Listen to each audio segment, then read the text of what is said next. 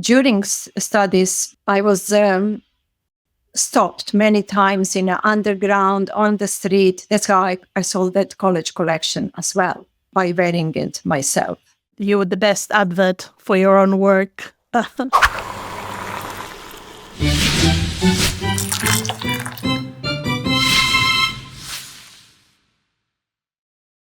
Hello and a very warm welcome to you on behalf of the Serbian City Club, and thank you once again for joining our latest Coffee With podcast. Please click on the subscribe, share and like button to make sure that you and your friends are aware of the latest interesting interviews we will be bringing your way. Today it is my absolute pleasure and delight that we are able to host Dragana Perišić, a London-based fashion designer, whose inspirational story is one that should be heard across. Dear Dragana, thank you very much for joining our podcast today and for agreeing to talk to us about your very fascinating journey. Thank you very much, Natasha, for the invitation. One of the main reasons I wanted to talk to you today is because you're an independent and successful designer with unique and inspiring collections. And I wanted to go deep into how you got involved in that world. So really my first question is, who inspired you to become a designer? I can say that main person was my grandmother. She taught me how to sew by hand when I was 4 or 5. So my first contact with fashion was fashion failure, because I did cut little garments and attached on I did sewing while on a door, and I was so disappointed that I couldn't take it on and off after, like the clothes which was originally on the door. I had a cousin who was a knitwear designer. She had a little room. And she made for local people. I mean, it wasn't like a massive thing, but I remember being so impressed, fascinated with the colors she used. And I always asked her to do few rows of knitting on it. Then later on, that was my very early memories about clothes and colors. Actually, one very interesting story and a bit crazy. My mom has this collaborative idea with my playground teacher. As soon as new dolls would arrive into the nursery, she would call my mom, and my mom would take this doll with me to her tailor, and I would look very soon exactly like a doll. Dressed like a doll. I have 2 photographs still with those outfits. But when I was 14, I went to see my auntie in Belgrade, and she took me to her designer, and I told her, "Auntie, I would like to be designer." And she said, "You have to be hardworking and very talented to be a fashion designer." So when I went back home, I asked my mom to take me to her tailor again. And she showed me how to take a commercial pattern out of border. So I made my first dress ever. And I remember that mom and the tailor were like totally shocked how well I did. Just my first dress. It came out really cool. Later, I started thinking more about being a journalist or book critic, and I forgot about fashion for a while. And maybe I made few things which were very, very straight. I just used my logic with sewing, which I learned again from my grandmother how to use sewing machine. And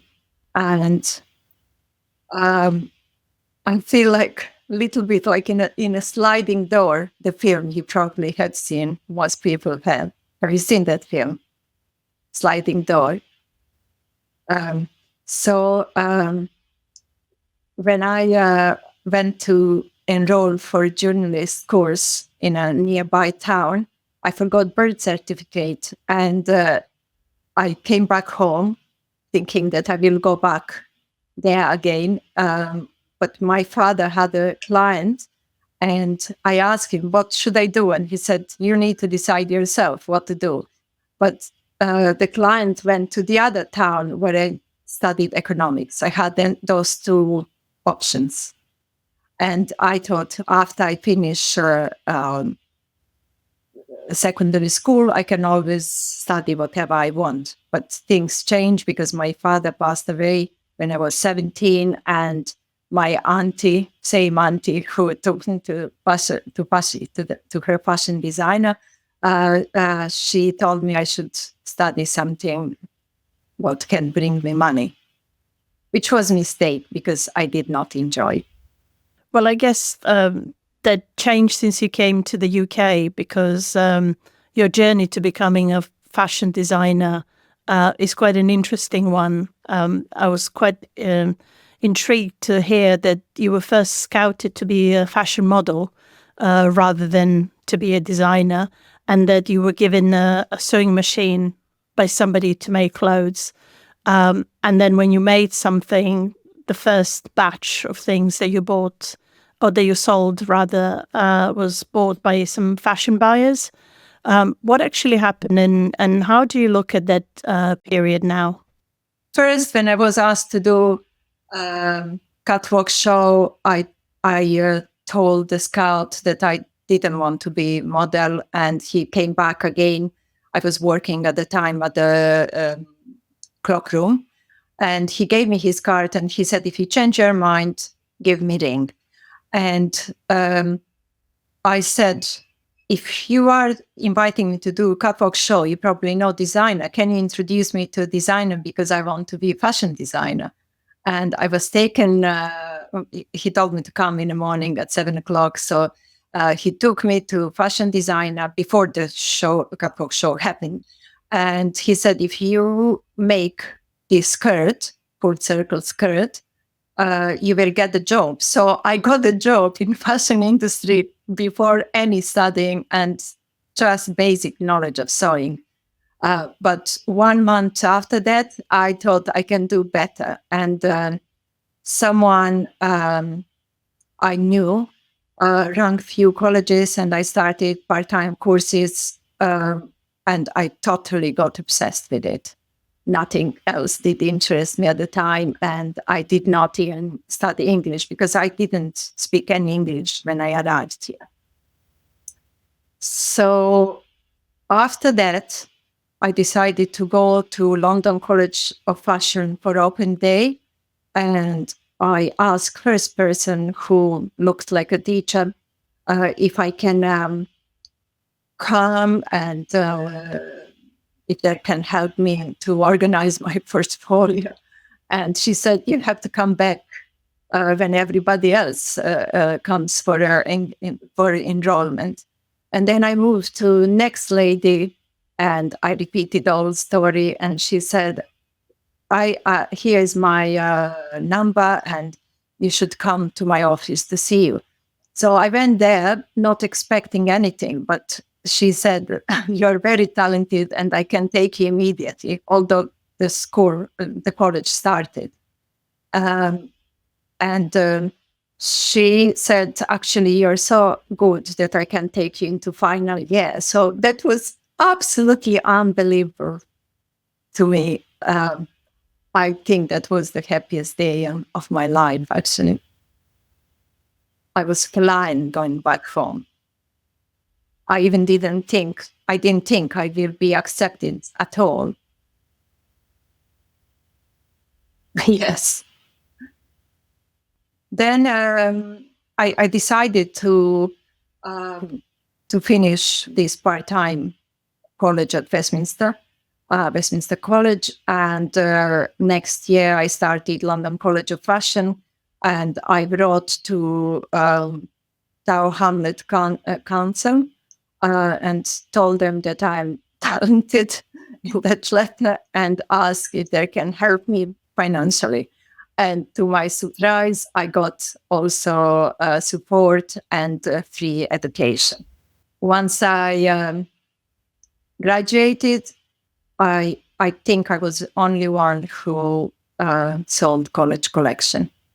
But it was also luck. Somebody saw me wearing the coat which I made before London College of Fashion, and they asked me if they can come to my house and see the rest of the collection.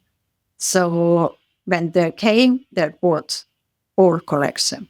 You say that it was lucky that they saw your coat that you made, but I would also state that you're extremely talented and the clothes that you make are quite striking.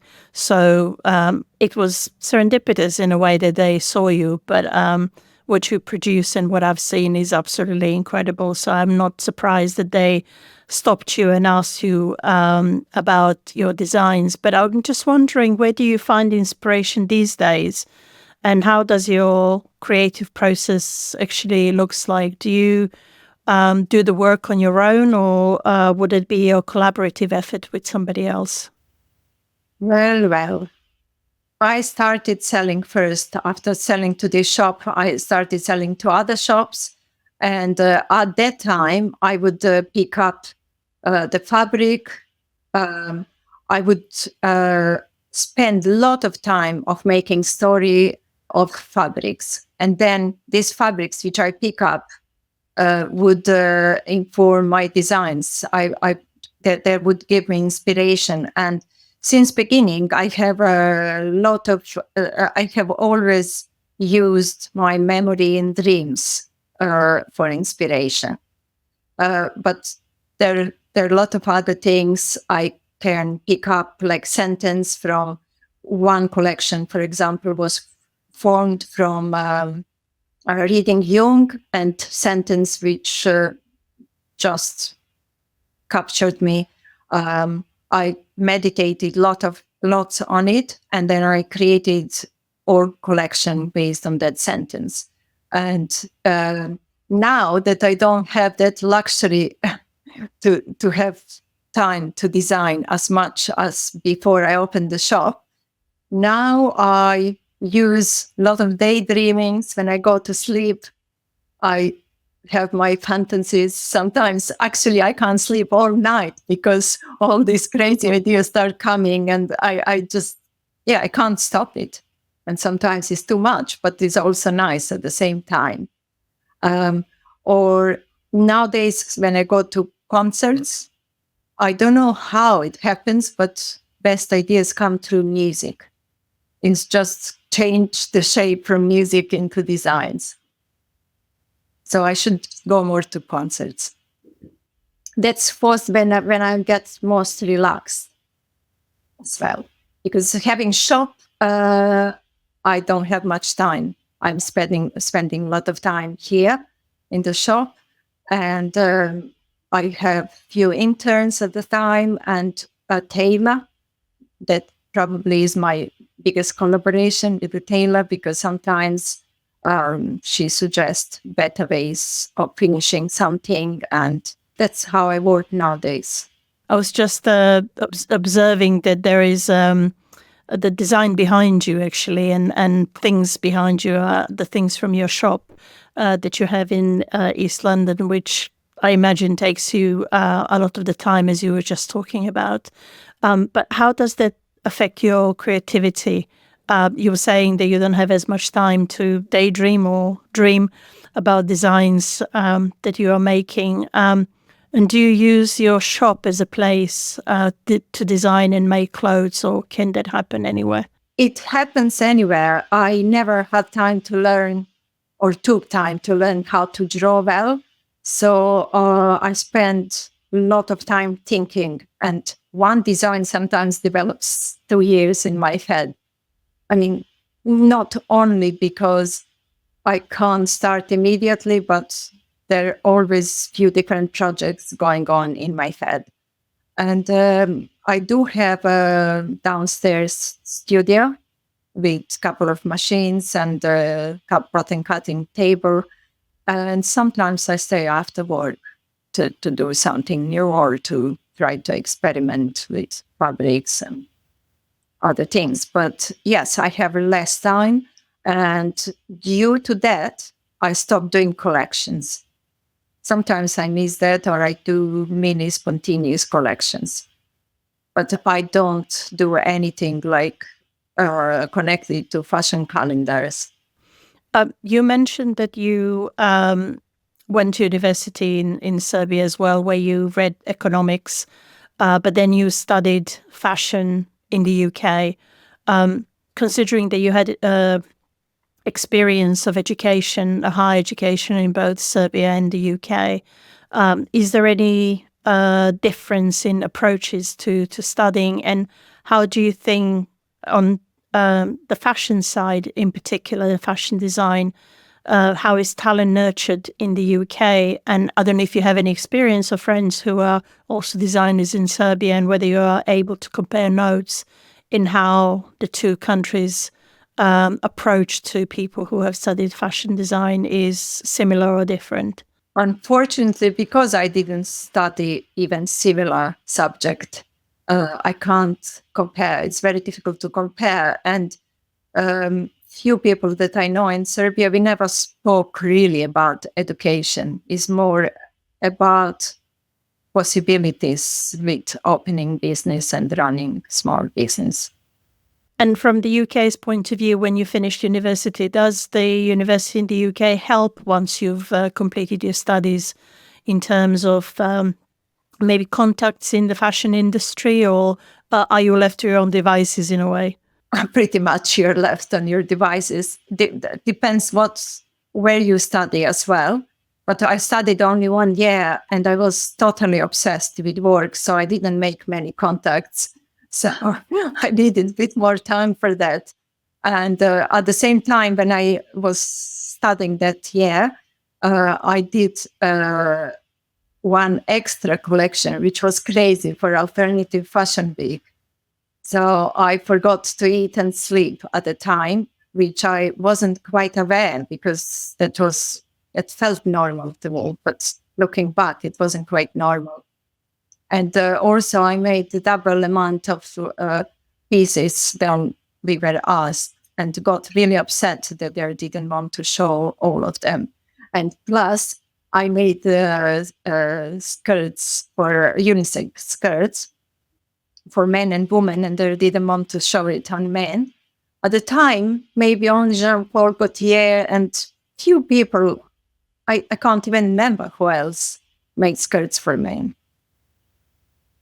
But funny enough, I sold quite few of them.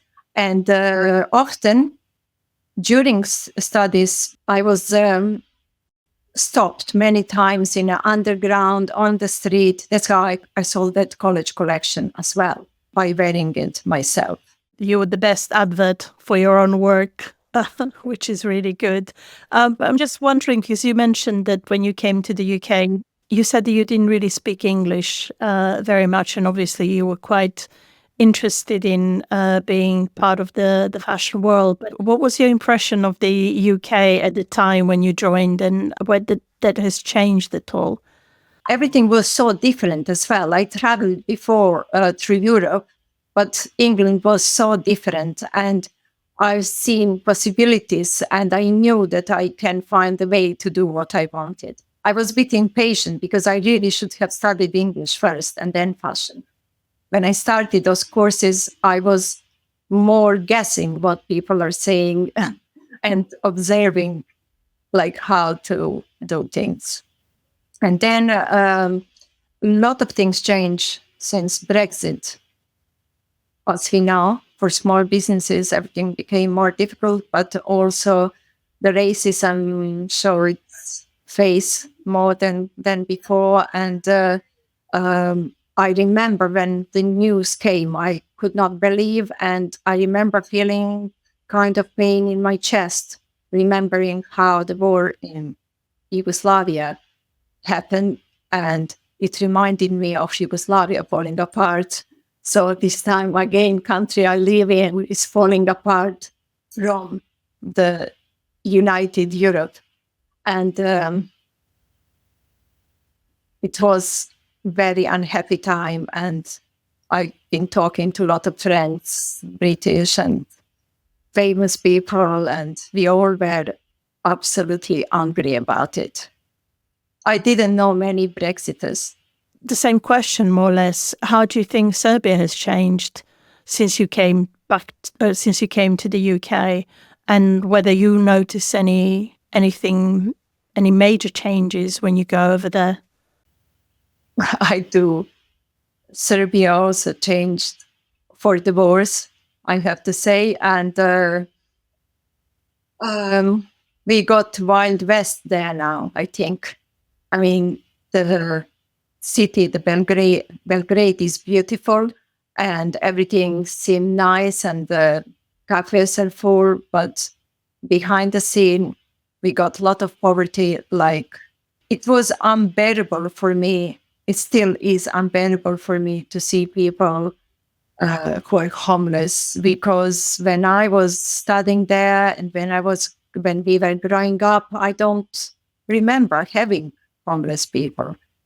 And that's the biggest change that is noticeable to someone who leaves a country. And actually, it's silly, it's noticeable for everybody.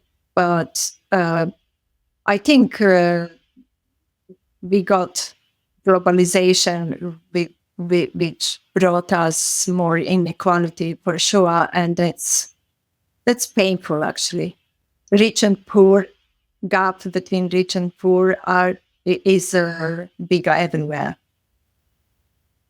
I mean, to go back to London, this city is unrecognizable with the amount of drug addicts and theft, and we have so much theft in community and detained community. When you talk about nowadays, one of the things that everyone talks about is sustainability, but your collection and kind of knowing you and your story, you have always mentioned that was a big focus of your work, because your grandmother inspired you to be focused not just on fashion design, but actually on sustainability.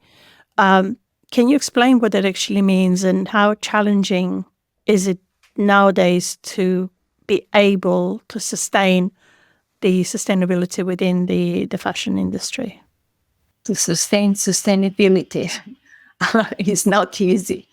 We got to start from my granny. She was so loving and so natural. She didn't want me to pretend that she is sustainable. She would make things, beautiful things, out of nothing, like out of found objects, and she would do many different things like embroidery and making cushions and clothes and teaching me.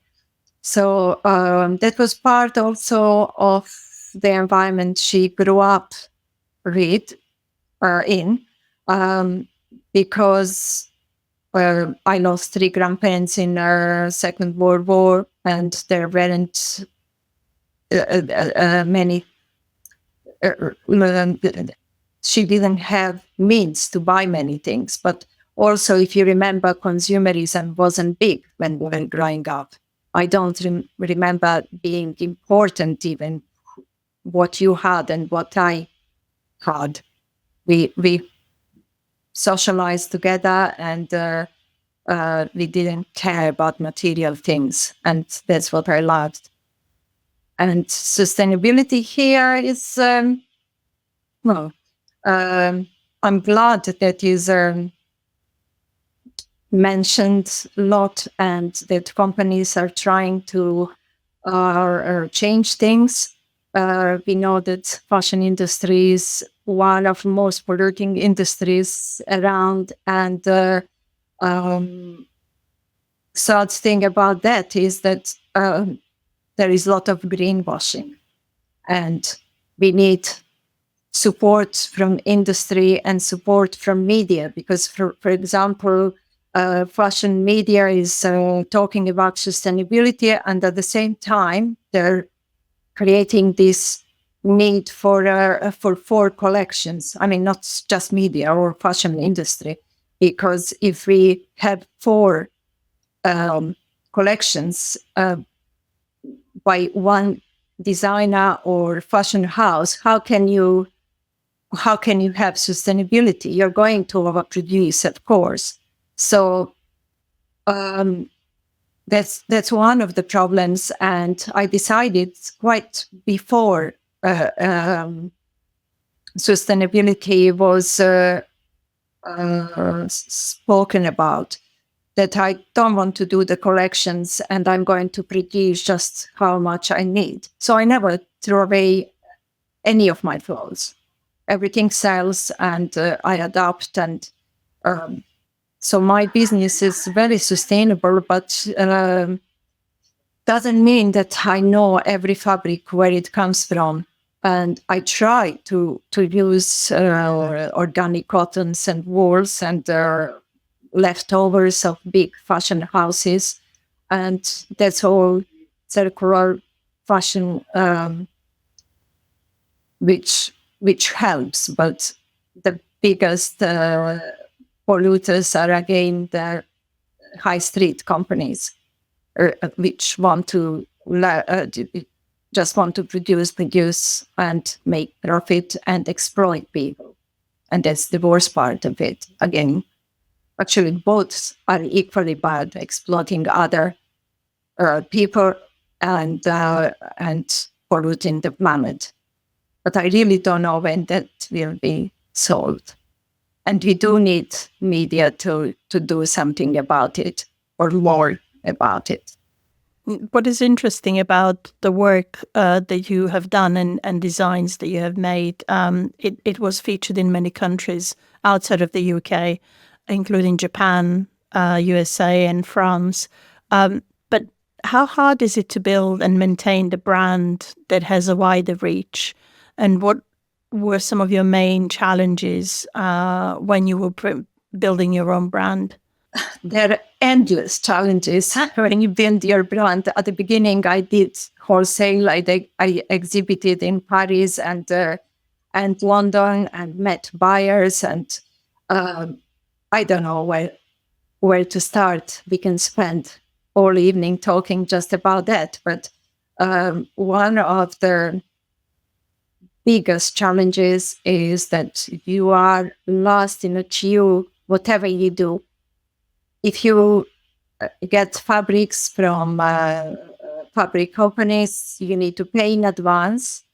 And you also can get sometimes not good quality, which is, I mean, things can go wrong, but the companies are very slow to correct that. And you can lose the queue in a factory if you're producing a little bit more, because it's very difficult to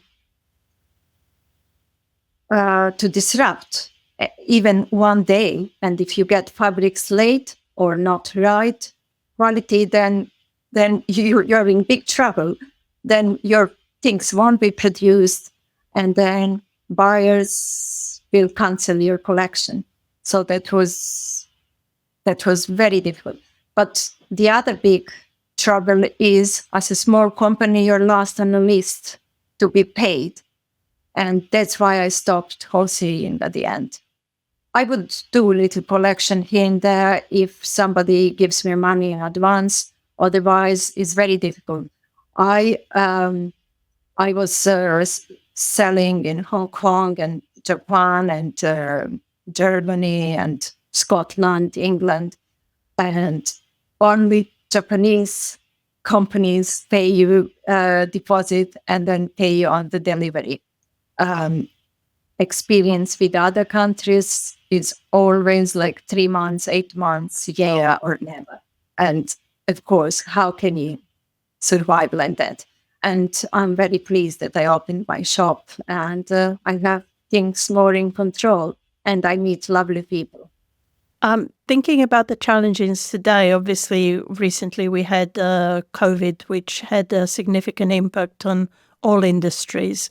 How did that affect you and your business? And did you have to adapt? And how did you adapt to the situation in the fact that you couldn't have the shop open because we couldn't really mingle or go outside?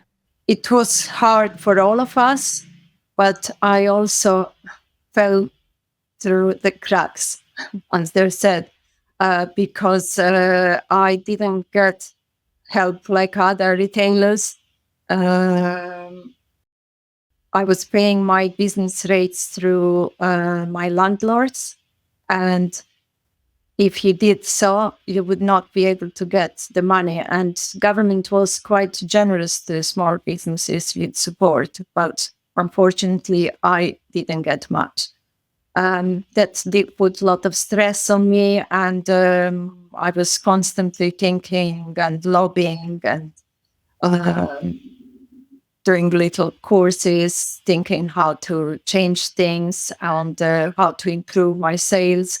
And it was a lot of frustration, but it was also a bit of time to rest, because since I arrived to this country in the 90s, I didn't have time to rest. So that was also positive side. I could read and try to play piano.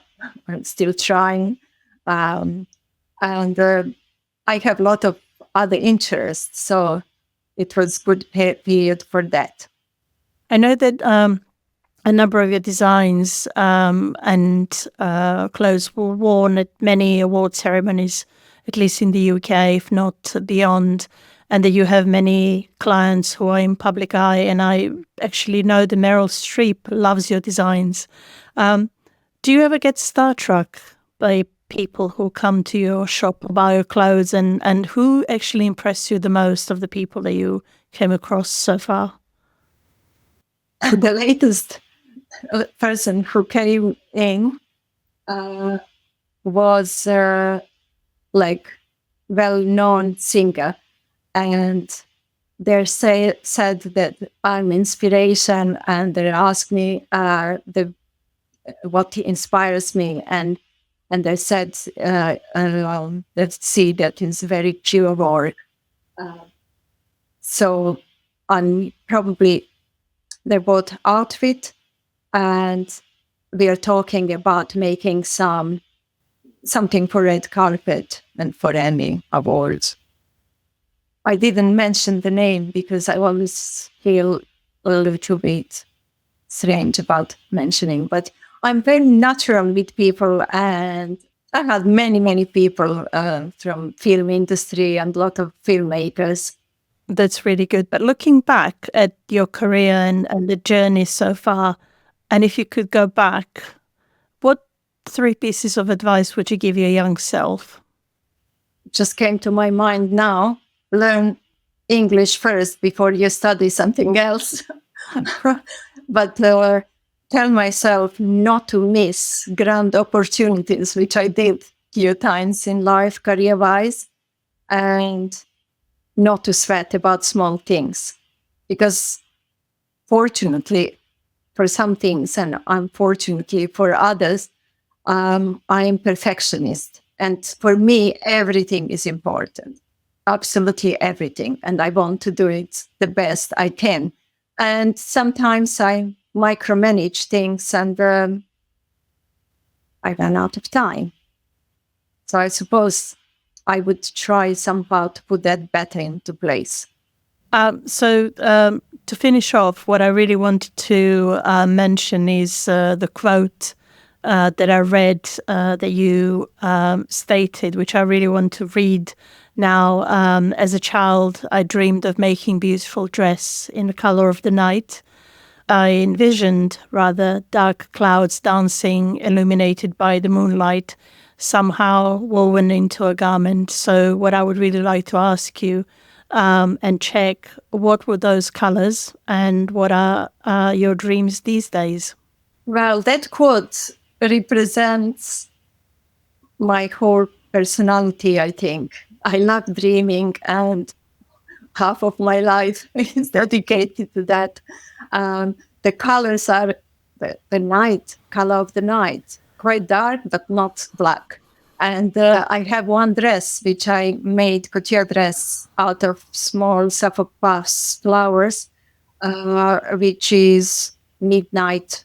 It's called Midnight Blue dress. And they could be a bit, shape. They're Suffolk puffs, but they look a bit like a stars as well. And my dreams are endless. It could be anything. I may close the shop for a while or for longer and travel around the world, and maybe I will start designing for some characters which are from my favorite books. I was thinking about that. When you finish the book, you want sometimes to live on. So I want to give extension to the favorite characters which will live in my head. And also I may start writing, because like with the design, I can feel that there is something wanting to come out of me. I know it's not easy. I'm not going to publish my work I'm sure, but it would be nice to have a break from fashion and rethink which way to take. I never will stop designing clothes. That's almost impossible, but I may change the way once more. Well, I'm glad to hear that you will never stop designing clothes. And I am a very proud owner of a few of your garments, and I hope that I will become owner of a few more, because your designs are absolutely amazing. They're very, very flattering as well. But what I want to say at the end is thank you so much for your time with us today and the opportunity to reflect on your amazing journey, first of all. And I know they will continue to shine brightly, and that those colors, even not black but dark, and the designs you make will stay on and live on. And I would like to wish you, on behalf of the Serbian City Club, but also personally, a lot of success with all your future endeavors and dreams, or whichever way they end up going, and hope that your wonderful story will inspire somebody else's dreams. And I would also like to thank all of you, Serbian City Club supporters, and again remind you to press those share, like and subscribe buttons so that we can reach out to a lot more people, and to make sure that they get to hear inspiring and wonderful stories like Dragana's. Thank you all very much, and goodbye.